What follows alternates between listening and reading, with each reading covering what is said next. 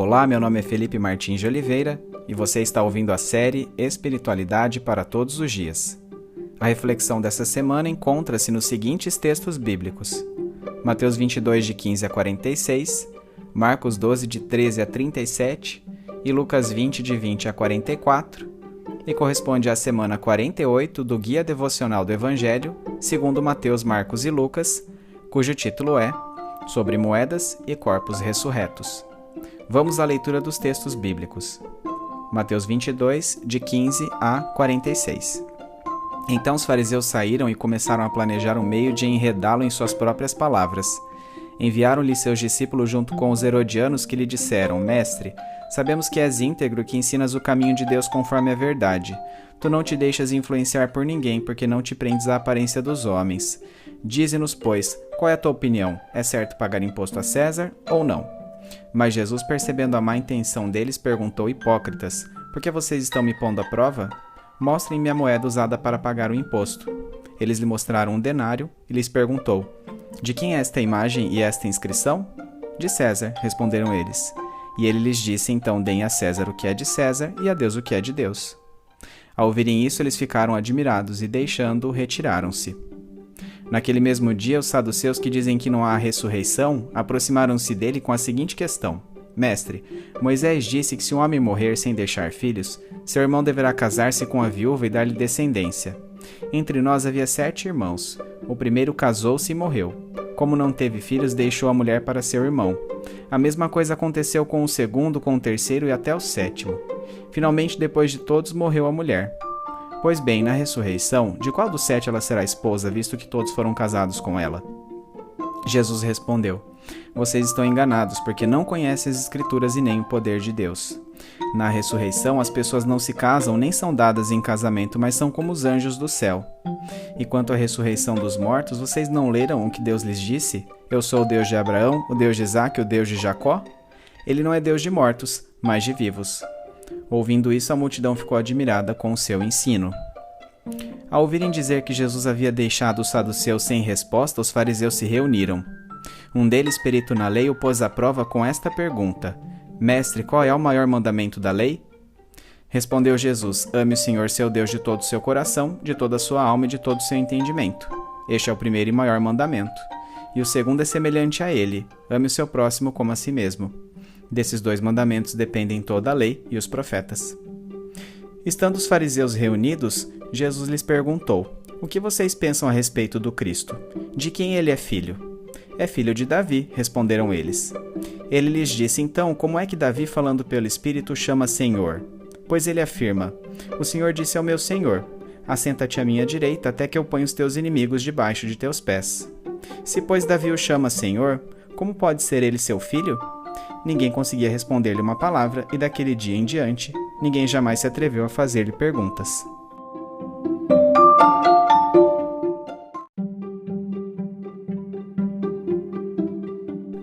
Marcos 12, de 13 a 37.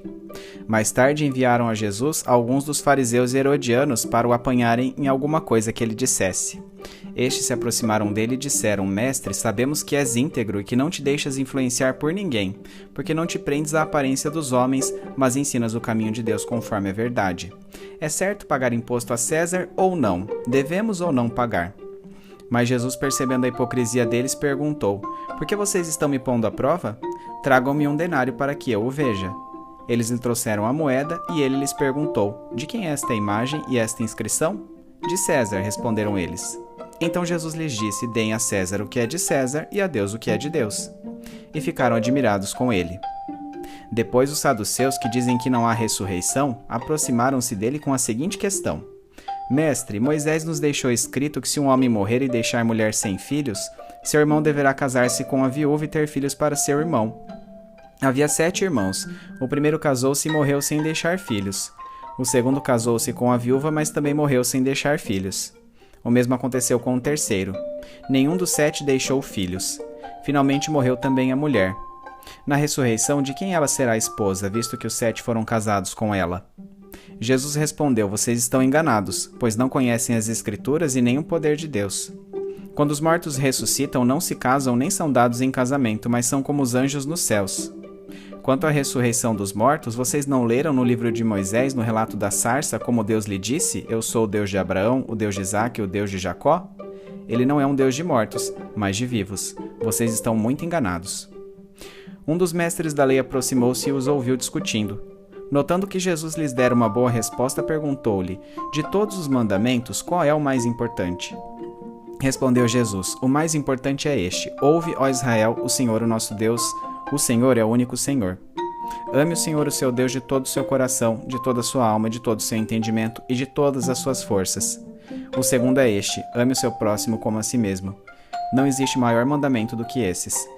Muito bem, mestre, disse o homem, está certo ao dizeres que Deus é único e que não existe outro além dele. Amá-lo de todo o coração, de todo o entendimento e de todas as forças, e amar ao próximo como a si mesmo é mais importante do que todos os sacrifícios e ofertas. Vendo que ele tinha respondido sabiamente, Jesus lhe disse: Você não está longe do reino de Deus. Daí por diante, ninguém mais ousava lhe fazer perguntas. Ensinando no templo, Jesus perguntou: Como os mestres da lei dizem que o Cristo é filho de Davi? O próprio Davi, falando pelo Espírito Santo, disse: O Senhor disse ao meu Senhor: Assenta-te à minha direita até que eu ponha os teus inimigos debaixo de teus pés. O próprio Davi o chama Senhor. Como pode então ser ele seu filho? E a grande multidão o ouvia com prazer. Lucas 20, de 20 a 44. Pondo-se a vigiá-lo, eles mandaram espiões que se fingiam justos para apanhar Jesus em alguma coisa que ele dissesse, de forma que o pudessem entregar ao poder e à autoridade do governador. Assim os espiões lhe perguntaram: Mestre, sabemos que falas e ensinas o que é correto, e que não mostras parcialidade, mas ensinas o caminho de Deus, conforme a verdade. É certo pagar imposto a César ou não? Ele percebeu a astúcia deles e lhes disse: Mostrem-me um denário. De quem é a imagem e a inscrição que há nele? De César, responderam eles. Ele lhes disse: Portanto, deem a César o que é de César e a Deus o que é de Deus. E não conseguiram apanhá-lo em nenhuma palavra diante do povo. Admirados com sua resposta, ficaram em silêncio. Alguns dos saduceus, que dizem que não há ressurreição, aproximaram-se de Jesus com a seguinte questão: Mestre, disseram eles, Moisés nos deixou escrito que se o irmão de um homem morrer e deixar a mulher sem filhos, este deverá casar-se com a viúva e ter filhos para o seu irmão. Havia 7 irmãos. O primeiro casou-se e morreu sem deixar filhos. O segundo e o terceiro, e também depois os outros, casaram-se com ela, e morreram os 7 sucessivamente, sem deixar filhos. Finalmente morreu também a mulher. Na ressurreição, de quem ela será esposa, visto que os 7 foram casados com ela? Jesus respondeu: Os filhos desta era casam-se e são dados em casamento, mas os que forem considerados dignos de tomar parte na era que há de vir e na ressurreição dos mortos, não se casarão nem serão dados em casamento, e não podem mais morrer, pois são como os anjos. São filhos de Deus, visto que são filhos da ressurreição. E que os mortos ressuscitam, já Moisés mostrou no relato da sarça, quanto ao Senhor ele chamou Deus de Abraão, Deus de Isaque e Deus de Jacó. Ele não é Deus de mortos, mas de vivos, pois para ele todos vivem. Alguns dos mestres da lei disseram: Respondeste bem, mestre. E ninguém mais ousava lhe fazer perguntas. Então Jesus lhes perguntou: Como dizem que o Cristo é filho de Davi? O próprio Davi afirma no livro de Salmos: O Senhor disse ao meu Senhor: Assenta-te à minha direita até que eu ponha os teus inimigos como estrado para os teus pés. Portanto, Davi o chama Senhor. Então, como ele pode ser seu filho?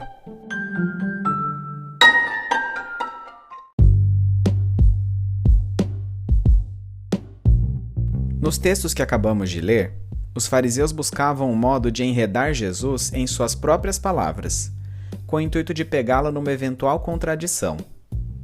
Apesar de serem nacionalistas convictos e, portanto, contrários ao domínio romano, nesta empreitada uniram-se a apoiadores do governo de Herodes, os herodianos, para perguntar-lhe: Qual é a tua opinião? É certo pagar imposto a César ou não? Se Jesus respondesse não, os herodianos ali presentes iriam delatá-lo a Roma como traidor. Se por outro lado ele respondesse sim, os fariseus poderiam denunciá-lo perante o povo. Percebendo a hipocrisia contida nesta prova, Jesus pegou uma moeda nas mãos e perguntou-lhes retoricamente: De quem é esta imagem e esta inscrição? De um lado da moeda do denário corrente naqueles tempos, havia o retrato do imperador Tibério, e do outro a inscrição em latim Tibério César Augusto, filho do divino Augusto. A resposta de Jesus o eximiu de tomar partido de qualquer uma das duas possibilidades potencialmente desastrosas e impressionou seus ouvintes, Então dei a César o que é de César e a Deus o que é de Deus. Decorridos estes acontecimentos, naquele mesmo dia, Jesus foi inquirido pelos saduceus acerca da ressurreição. Os saduceus eram judeus culturalmente helenizados e mancomunados com Roma. Não eram teologicamente ortodoxos, ignorando crenças fundamentais do judaísmo como ressurreição, anjos e espíritos. Por isso, podem ser comparados a religiosos nominais, e a rigor, eram um partido muito mais político do que espiritualista. Eles compunham maioria no Sinédrio, conselho político do qual também tomavam parte os fariseus.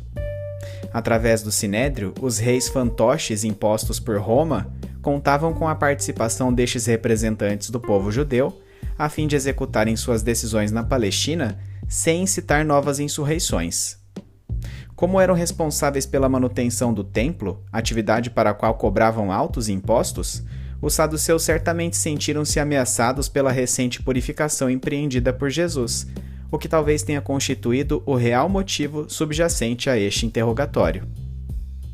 Como forma de contestar a ressurreição, os saduceus trouxeram para debate a Jesus a questão do levirato, exposta em Deuteronômio 25, 5 e 6. Se dois irmãos morarem juntos e um deles morrer sem deixar filhos, a sua viúva não se casará com alguém de fora da família. O irmão do marido se casará com ela e cumprirá com ela o dever do cunhado.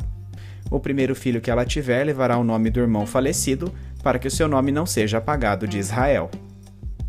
Além de garantir a continuidade da linhagem familiar, esta lei do Antigo Testamento procurava proteger a mulher de abusos numa sociedade patriarcal. O termo levirato vem da palavra latina para irmão do marido ou cunhado, levir. Se a viúva se casasse com o irmão do marido morto, isso ajudaria a manter a propriedade da viúva, que ela poderia inclusive ter trazido para o casamento, dentro da família. Casar fora da família significava correr o risco de perdê-la. Partindo deste princípio do levirato, os saduceus criaram para Jesus uma anedota em que o filho mais velho de 7 irmãos casou-se com uma mulher. Este primogênito veio a falecer sem que o casal houvesse tido filhos. Por isso, seguindo os deveres da lei mosaica, os cunhados tomaram a mulher em casamento. Contudo, todos os homens daquela família também morreram, e por fim a própria mulher veio a falecer.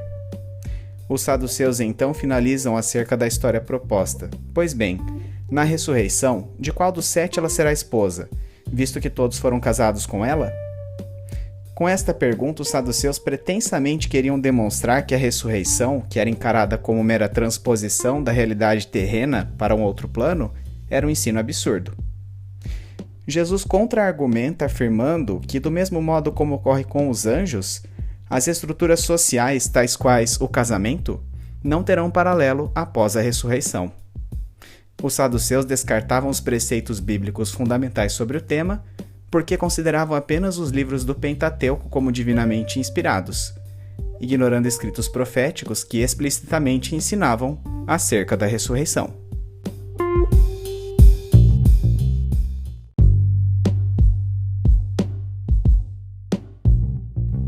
Jesus disse aos saduceus que seus erros advinham de um desconhecimento deliberado das Escrituras, que encarava a Deus apenas sob o prisma legalista. Cristo lhes ensinou que, longe de constituir apenas alguém que transmite leis superiores, Deus é vivo, relacional e poderoso.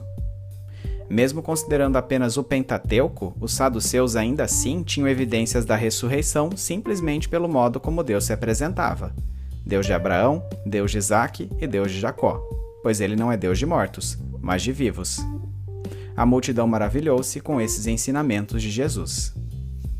Ouvindo os fariseus que ele havia deixado os saduceus sem resposta, decidiram colocá-lo novamente à prova, desta vez com a seguinte pergunta: Mestre, qual o maior mandamento da lei? Uma das grandes disputas entre as diversas facções religiosas judaicas era a primazia dos mandamentos, sobre a qual discorriam amplamente nos círculos teológicos.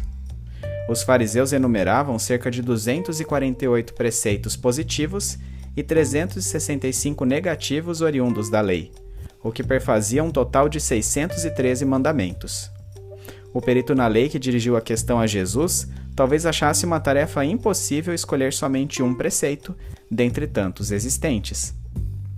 Em resposta, contudo, Jesus apresentou aos religiosos um sumário do princípio da lei, combinando as passagens de Levítico 19:18 e Deuteronômio 6:5, afirmando que destes mandamentos depende toda a Bíblia, aqui designada pela expressão lei e profetas. Ame o Senhor seu Deus de todo o seu coração, de toda a sua alma e de todo o seu entendimento. Ame o seu próximo como a si mesmo. Marcos 12, 32 e 33 adiciona ao relato a anuência desse mestre da lei à resposta de Jesus, que dele mereceu um elogio. Para encerrar o amplo interrogatório que lhe direcionaram, Jesus agora é quem toma a iniciativa de propor uma pergunta aos fariseus. Ele lhes inquiriu de quem o Cristo, isto é, o Messias, seria filho. Os fariseus responderam-lhe que o Messias seria filho de Davi. Este conceito não aludia simplesmente a uma questão de genealogia, mas ao caráter da missão do ungido, que era reputado por rei político, assim como fora Davi. Jesus então citou-lhes a passagem do Salmo 110:1, que é uma declaração profética dita pelo próprio rei Davi acerca do Messias. O Senhor disse ao meu Senhor: senta-te à minha direita, até que eu faça dos teus inimigos um estrado para os teus pés. O Salmo 110 era eminentemente messiânico. Em seu versículo inicial, o próprio Deus, designado pelo primeiro vocativo Senhor, convida alguém superior a Davi, aqui referido pelo segundo Senhor, a assentar-se à sua direita, uma posição de notória honra. Tornara-se senso comum entre os religiosos que este segundo Senhor da passagem era o próprio Messias. Dessa forma, argumenta Jesus, não há sentido em encarar o Cristo unicamente como filho de Davi, seja em linhagem, seja por um caráter meramente terreno de seu reino, pois a passagem deixa claro que se trataria de alguém de identidade superior. Por isso, os fariseus não deviam mostrar-se tão pretensiosos, já que não detinham o conceito global de quem o Messias seria. Diante disso, os religiosos cessaram de fazer-lhe perguntas.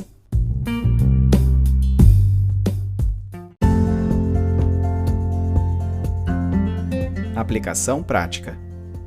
Salta a nossos olhos a grande quantidade de abordagens dirigidas a Jesus, provenientes dos diferentes partidos político-religiosos, em sua última semana de vida. Agora, ele finalmente se revelava a todos, pois a hora de sua morte estava próxima.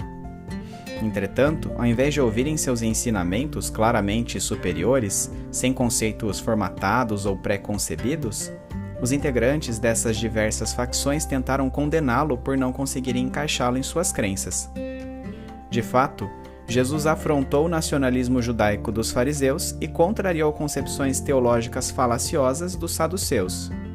Por isso, os partidos decidiram esquecer suas divergências e unirem-se para condenar Jesus à morte. Na qualidade de discípulos de Jesus, temos obrigações tanto para com Deus quanto para com as autoridades civis. Como ocidentais que vivem em países democráticos, por outro lado, talvez chame nossa atenção na questão do tributo uma aparente omissão de Jesus com relação à opressão empreendida pelo Império Romano, ou até mesmo concernente à perpetuação de fundamentos patriarcais aparentemente abusivos, como na lei do levirato. É possível que muitos leitores estejam perguntando por que Jesus e, por extensão, as leis bíblicas, simplesmente não aboliram essas desigualdades. Usando a Declaração de Independência, documento fundador dos Estados Unidos da América, como comparação, Paul Copan, em sua obra Deus é um Monstro Moral, discorre com propriedade sobre tais questões. Gênesis 1 foi dedicado à proposição de que todos os homens são criados iguais. Na lei mosaica, Deus estava apontando para este documento fundador da criação. Apesar da fraqueza humana, os leitores do Antigo Testamento eram continuamente apontados em direção ao ideal. O Novo Testamento pressupõe não só a igualdade fundamental, porque todos os seres humanos são criados à imagem de Deus, mas também uma unidade ainda mais profunda em Cristo que transcende as fronteiras humanas e as estruturas sociais. Nisto não há judeu nem grego, não há servo nem livre, não há macho nem fêmea, porque todos vós sois um em Cristo Jesus. Neste manifesto cristão, todas as estruturas que separavam judeus e gregos, seres humanos masculinos e femininos, escravos e livres, foram derrubadas radicalmente pelo fato de que agora todos partilhavam de uma refeição comum, na qual se reuniam para celebrar a morte do Senhor. Na verdade, este foi um ato contracultural, desafiante às estruturas sociais incorporadas de Roma. Uma compreensão adequada das Escrituras teria evitado uma anedota infundada como a proposta pelos orgulhosos saduceus. O mesmo ocorre comumente em nossos dias. Diversas pregações desconsideram os fundamentos da exegese, partindo diretamente para aquilo que reputam por hermenêutica. Fazendo deste modo, a essência do texto bíblico é perdida. Jamais interpretaremos adequadamente a Bíblia se não adotarmos sequencialmente tais etapas da exegese e da hermenêutica. Mas ter conhecimento bíblico é somente o princípio. Se apenas conhecermos de Deus, sem provar dele por meio de um relacionamento pessoal, seremos como indivíduos que leem sobre corridas sem praticar qualquer esporte, ou como quem redige críticas acerca dos melhores restaurantes sem nada comer. Não há qualquer sentido nisso. Em Jesus podemos dirigir-nos diretamente a Deus. Lemos a Bíblia para depreender quem Ele é e qual a maneira correta de cultivarmos nossa espiritualidade. Então, por meio de disciplinas espirituais com destaque para a oração, falamos com Ele. A realidade da ressurreição é a essência da fé cristã. O apóstolo Paulo assim raciocinou sobre este assunto em 1 Coríntios 15, 12 a 19. Destaca os versículos 12 a 14 e 19. Ora, se está sendo pregado que Cristo ressuscitou dentre os mortos, como alguns de vocês estão dizendo que não existe ressurreição dos mortos? Se não há ressurreição dos mortos, nem Cristo ressuscitou. E se Cristo não ressuscitou, é inútil a nossa pregação, como também é inútil a fé que vocês têm. Se é somente para esta vida que temos esperança em Cristo, somos de todos os homens os mais dignos de compaixão. Por fim, ao enumerar mandamentos que aludem ao princípio da lei, Jesus estava mostrando que seu espírito deve suplantar sua letra. Isso quer dizer que todos os preceitos dados por Deus mediante a lei mosaica deviam ser balanceados por valores como o amor, a misericórdia e a compaixão. Os fariseus eram tão afeitos a regras que jamais poderiam conceber uma forma de pensar como esta. Ainda hoje, há pessoas que pautam suas jornadas religiosas em regras que em nada remetem ao espírito da lei. Jesus demonstrou que um aparente zelo pela lei pode, na verdade, contradizê-la.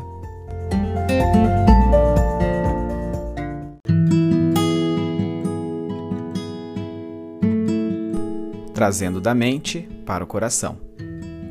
Senhor, relendo profundamente Sua palavra hoje, percebo como subestimei seu valor. Criado na igreja desde minha tenra infância, eu possuía uma visão da Bíblia como se fosse algo alegórico ou um mero conjunto de doutrinas e declarações de sabedoria. Eu não enxergava o Deus da Bíblia. Perceber a grandeza dos ensinamentos contidos em Sua palavra impõe sobre mim, hoje, um prazeroso desafio. Sou como uma criança para a qual uma caça ao tesouro é proposta. Em cada etapa deste jogo, sinto que estou mais perto da recompensa final. Em grande parte deste processo, contudo, primeiro preciso descobrir o que Jesus não é, para somente depois aprender a respeito de quem Ele de fato é. Imbuído desta forma de pensar, rememoro tudo sobre o que acabei de ler. A maneira como Jesus equilibrou responsabilidade civil com obediência a Deus demonstra que ele não foi um agitador político, como muitas vertentes da atualidade querem pretensamente enfatizar. Mas ao mesmo tempo, seus ensinos foram tão revolucionários que abalaram as estruturas promotoras de desigualdade ao longo dos séculos. Trazendo à memória o incidente com os saduceus, revigoro minhas esperanças na ressurreição, nossa maior bandeira enquanto cristãos. E percebo que Jesus não foi somente um grande mestre da moral. Ele provou sua divindade, vencendo a morte. Refletindo acerca do espírito da lei, percebo que Jesus não foi um doutrinador totalitário, maneira de agir que infelizmente tem embasado a expressão de muitas igrejas ao longo da história. Envergonho-me por já ter sido um dentre aqueles que defendem regras em detrimento do amor, da compaixão e da misericórdia. Porém, abandono tal remorso para seguir numa nova perspectiva de vida, em que o próprio Jesus é o governante de seu reino, já existente entre nós. Ele é, ao mesmo tempo, Filho e Senhor de Davi. Ele sempre existiu porque é o Filho de Deus e o próprio Deus. É a este Jesus que louvo agradecido. Amém.